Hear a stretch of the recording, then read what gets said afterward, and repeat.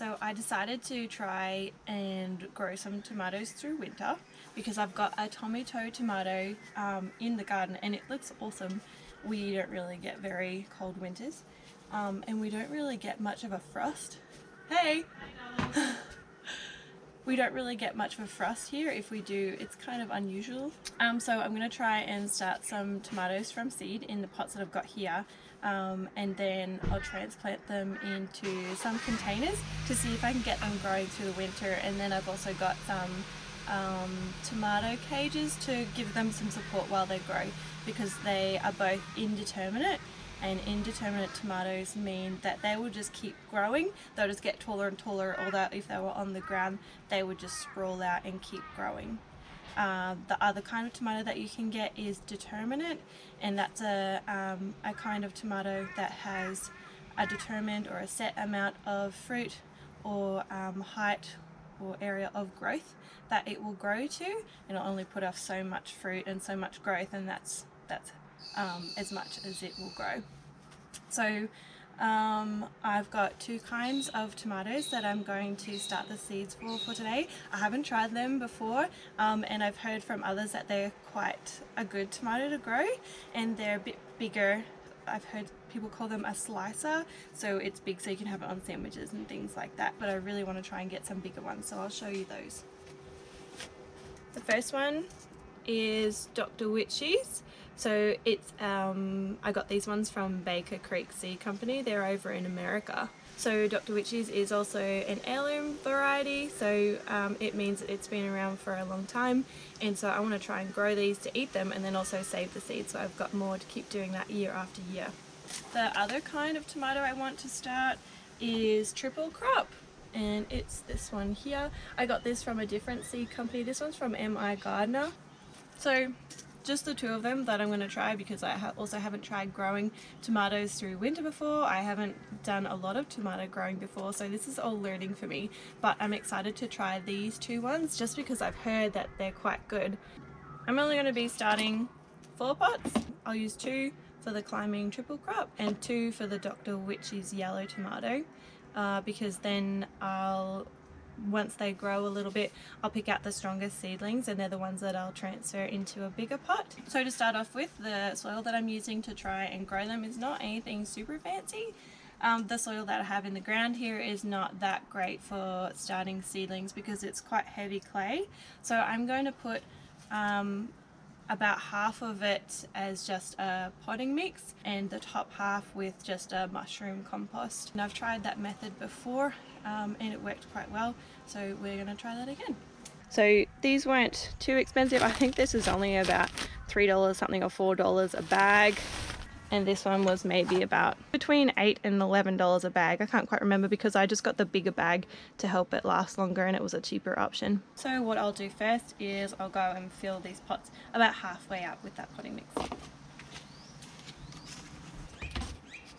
Now you definitely could start tomatoes in much smaller pots than this, but I'm just using what I've got so far, so I'm going to start in these pots. You could start in smaller ones.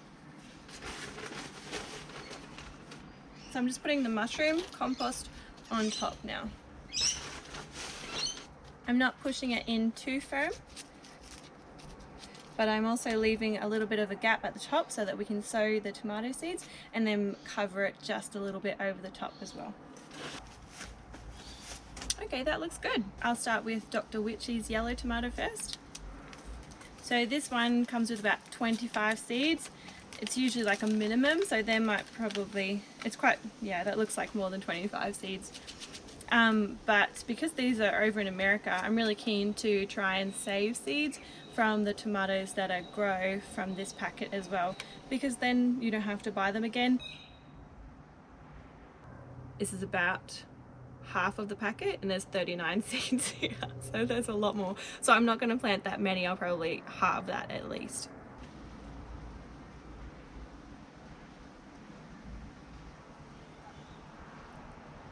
There's probably at least 40 seeds, if not more, left in there. And then as they grow, I'm just going to thin it out to the strongest seedlings, so that then they'll be the ones that I plant out, because they'll be the ones that will have the best chance. As much as I don't like to use plastic when I don't have to, I store my seeds in little plastic clip-lock bags, just so if I accidentally leave them outside and it rains, they don't get spoiled. So you can see there's a bunch of seeds in here, another bunch in there, and I'm going to cover these with a bit of compost on both. But before I do that, I'm going to write down what I've planted in these two and stick it in so I remember what were in these ones and I don't get it messed around, because once I put some soil on top, they're all going to look the same.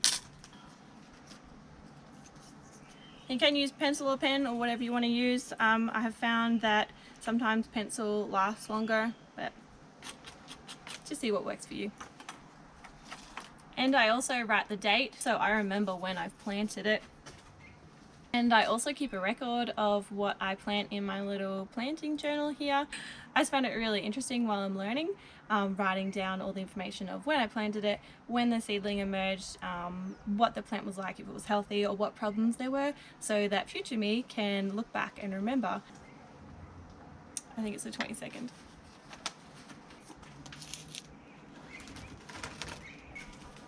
So then I'm just going to put another small layer of compost on top. Not a whole lot, because you want to plant your seeds twice as deep as they are wide. So the tomato seeds aren't going to need a lot.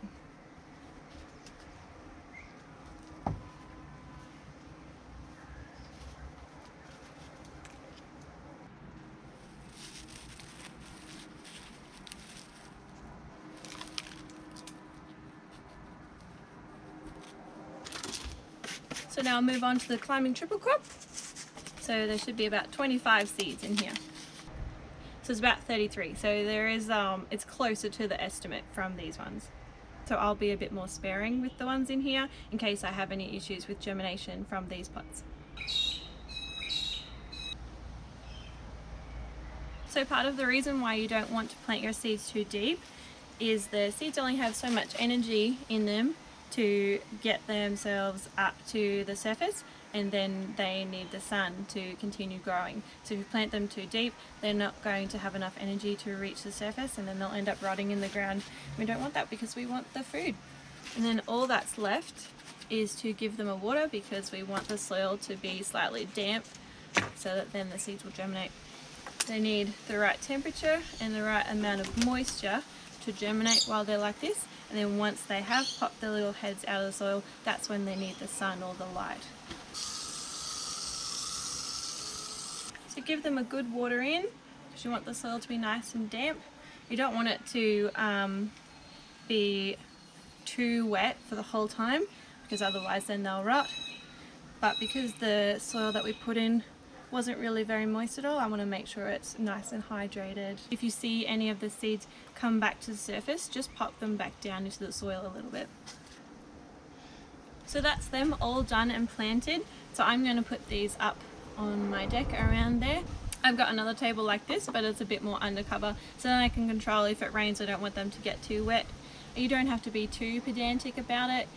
Tomatoes are pretty easy to grow. They pop up all through my garden where I've had them before. So you want to pop these into a nice warm-ish area. I'm going to pop them under my deck. The only thing to be worried about is if it's getting really cold outside, you might need to keep them indoors until they start to germinate, because they do need a bit of warmth to germinate, and once you've got them nice and established, then you should be able, then hopefully the plan is I should be able to keep them growing through winter. On some of the seed packets, it will actually say what temperatures they like to germinate at. On this Baker's Creek one, the Dr. Witch's Yellow, it does have the temperature. The ideal temperature is 75 to 95 degrees Fahrenheit. I did have a conversion table in my old book, but I don't. Let's Google it. So that's about 23 to 35 degrees Celsius. So that's what we're looking for. And at the moment, like yesterday was 27. So we've been getting about 21 to 27-ish degrees Celsius days. So these ones should be fine at the moment. I may even put them out into the sun. You just want to make sure they don't dry out too much. They will warm up in the black pots if they're in the sun but I don't want them to dry out completely. I want to try and find that nice balance of being a little bit moist but not completely dry, but also not completely soaking wet. So you just have to baby them just a little bit until they germinate, and then they should be good. I'm so excited I came out and checked the tomato seedlings this morning. My triple crop and the Dr. Witch's yellow tomato seedlings have both popped up, and it's only been 7 days. That's awesome. I've got seedlings in all 4 pots. This one is hiding underneath there. I've been keeping the seedlings indoors overnight when it gets cool, but I'm so excited that I might have tomatoes growing through winter. That's going to be awesome.